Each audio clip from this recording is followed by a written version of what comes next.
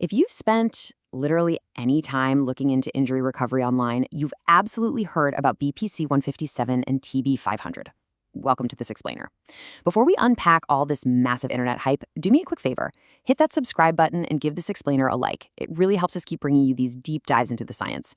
So today we're tackling a massive topic that has taken the fitness and biohacking internet totally by storm. I mean, these things are everywhere, right? Influencers and internet forums are constantly pitching them as these absolute miracle peptides, claiming they offer rapid, almost unbelievable repair for your joints, tendons, and muscles. But we really have to ask ourselves how much of this is just clever marketing and how much is actual reality. Okay, let's dive into this. Because when you strip away the flashy marketing, the wild claims, and all those anecdotal success stories, you're just left with the cold, hard data. And as focused learners, that is exactly what we care about here. We're setting a totally impartial investigative tone today. We're looking exclusively at published, peer-reviewed scientific research to find out exactly what these compounds are, what they actually do in a lab setting, and most importantly, what the science actually proves. So let's start with the basics. First up, BPC-157. BPC actually stands for Body Protection Compound, and it's a stable gastric pentadecapeptide.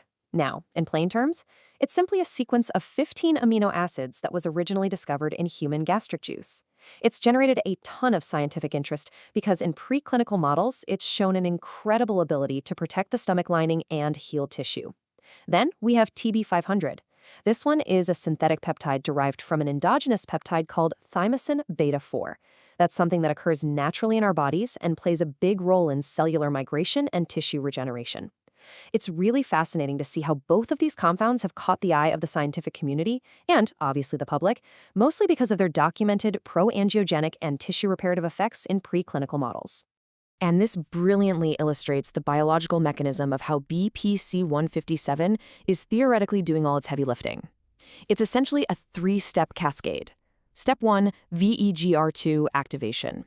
This is a specific receptor in our cells that basically acts like a signal flare for vascular growth. Step 2 is angiogenesis. That's really just the fancy medical term for the creation of new blood vessels. By stimulating this pathway, the body can build totally new vascular networks right in those damaged areas. Finally, step 3 is accelerated tissue repair. I mean, it makes sense, right? More blood vessels mean more oxygen, more nutrients, and more cellular building blocks delivered directly to the site of an injury, like a torn tendon or a strained muscle. It's a fascinating, highly efficient biological process. But to really understand this, we need to see how it plays out in actual controlled studies. There's this specific preclinical study that looked right at Achilles tendon healing. The researchers took 32 male Sprague dolly rats and standardized an Achilles tendon transection. That means they surgically cut the tendon and then repaired it. They divided these rodents into 4 different groups: a control group, a group given BPC-157, a group given TB500, and a final group given a combination of both. For 4 weeks, they administered these treatments and then harvested the tendons to test them biomechanically and evaluate them under a microscope.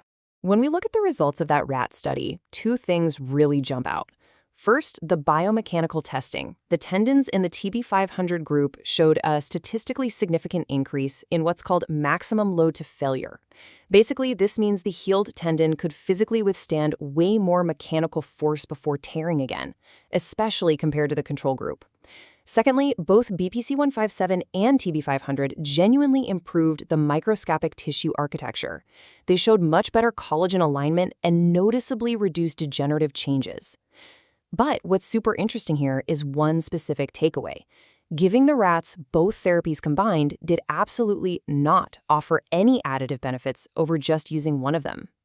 So in these rodents, the science absolutely validates that there is a measurable biomechanical and cellular advantage to these peptides during early repair. So the crucial point is where we encounter this massive data gap. On one side, we have these preclinical results. In rodents, we're seeing accelerated healing, improved collagen remodeling, and very low toxicity. It honestly looks incredibly promising. But on the flip side, we have the clinical results in humans. And the reality there? The long-term safety profile is entirely unknown. You see, what works safely in a rat's Achilles tendon over a 4-week period absolutely does not automatically translate to a safe, long-term intervention for a human being. The leap from animal models to complex human biology is vast. Which brings us to this staggering number, 0. That is exactly how many phase 3 clinical trials currently exist proving the safety or efficacy of BPC-157 or TB500 in humans. Literally zero. Neither compound has completed a full clinical development program for any therapeutic use whatsoever. While the internet treats these things like established medicines, the scientific and medical reality is that they are still fundamentally experimental substances when it comes to human application. And because of that severe lack of human trials, we have to look very closely at the risks. First, you have the anecdotal side effects reported by unverified users online, things like injection site reactions, nausea, dizziness, and fatigue. But the theoretical risks, those are much, much more severe. Remember angiogenesis, that creation of new blood vessels we talked about? Well, that works both ways. Yes, it heals injured tissue, but theoretically, if a person has an undiagnosed tumor, promoting systemic angiogenesis could literally feed that cancer. It gives it the blood supply it desperately needs to grow. Then we have all the totally unknown risks, like how these peptides might interact with blood thinners or other daily medications. And finally, there's the massive risk of quality. These are entirely unregulated products. Buying them online means you're exposing yourself to potential impurities, dangerous endotoxins, or just totally incorrect dosages. And regulators are acutely aware of these dangers. The United States Food and Drug Administration specifically categorized BPC-157 as a bulk drug with significant safety risks.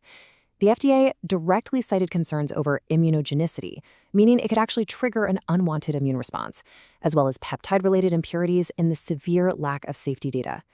They've even gone as far as issuing strict warning letters to companies illegally marketing and selling these unapproved peptide products.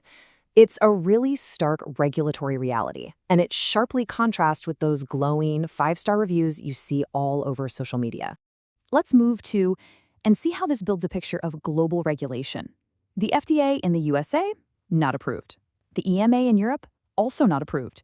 And for any competitive athletes watching right now, pay attention. The World Anti-Doping Agency, WADA, strictly prohibits both BPC-157 and TB500. They are officially classified under Category S0 and S2 as prohibited growth factors.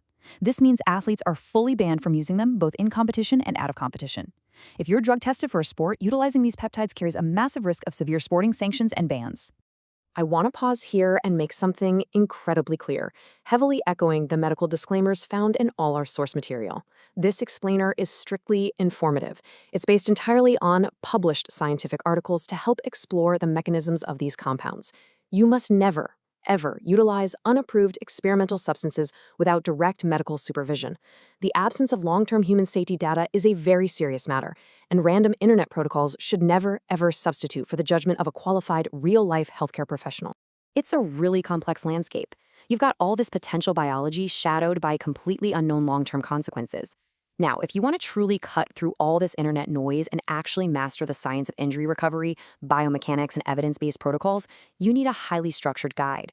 And that is exactly why I highly recommend you grab our brand new premium ebook, The Complete Guide to Peptide Science and Tissue Repair. It is available right now for just $19.99. Seriously, this ebook dives incredibly deep into everything we discussed today, offering heavily researched, rigorously fact-checked insights that you simply will not find scrolling through free internet forums. For less than $20, just $19.99, you get the definitive, science-backed manual on what genuinely works, what totally doesn't, and what the real risks actually are. Please don't guess with your health or rely on influencer marketing. Click the link in the description, invest that $19.99 in your knowledge right now, and get the ebook today. I promise it will completely change how you view tissue recovery. Ultimately, this leaves us with one final provocative question. Are the risks of unapproved, unregulated peptides really worth the unproven rewards? Thank you so much for joining me on this explainer, and I will see you in the next one.